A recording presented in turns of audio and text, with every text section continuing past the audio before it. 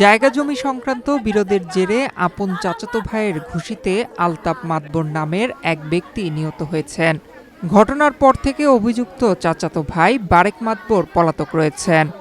বুধবার ২৪ জুন সন্ধ্যায় মাদারীপুরের শিবচর উপজেলার মাতবরচর ইউনিয়নের ১১.৫ গ্রামে এই ঘটনা ঘটে।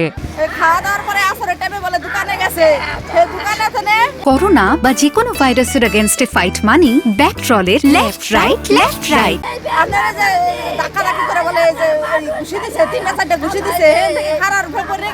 স্থানীয় সূত্রে জানা যায়, জায়গা জমি সহ বিভিন্ন বিষয় নিয়ে দীর্ঘদিন ধরে আলতাফ মাতবরের সাথে তার চাচাতো ভাই বারেক মাতবরের বিরোধ চলছিল। এরই জেরে বুধবার সন্ধ্যায় তাদের দুজনের মধ্যে তীব্র বাকবিতণ্ডা ও তর্ক বিতর্ক হয়।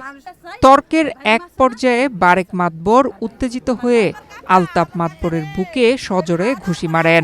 এতে আলতাফ মাতবর তাৎক্ষণিকভাবে মাটিতে লুটিয়ে পড়েন এবং ঘটনাস্থলেই তার মৃত্যু হয়। থামথাম ডাকছে পরে আমি গেছি, দৌড়িয়ে গেছি পর ওই দেখলাম দুইজনে এমনি মানুষ মধ্যে খাড়া, দুইজনের মধ্যে ওই একটা ঘুষি দিল এই বুকটা বারে, একটা বুকটা বারে দিল আমার দেওরে ঘুষিটা দিল, আর একটা বারে দিল, আর একটা দিল এই থুতমা বারে দিল, পর আস্তে ও পড়ে গেল।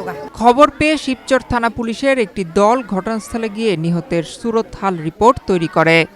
শিবচর থানার ভারপ্রাপ্ত কর্মকর্তা কামাল হোসেন জানান, ঘটনা শোনার পরপরই পুলিশ ঘটনাস্থলে গিয়েছে।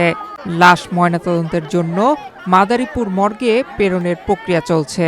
এ বিষয়ে পরবর্তী আইনি ব্যবস্থা প্রক্রিয়াধীন রয়েছে। নিহত আলতাফ মাতবর ওই গ্রামের ইসলাম মাতবরের ছেলে। অভিযুক্ত বারেক মাতবর একই এলাকার মোসলেম মাতবরের ছেলে। নয়ন বিশ্বাস, বাংলাদেশ প্রতিদিন।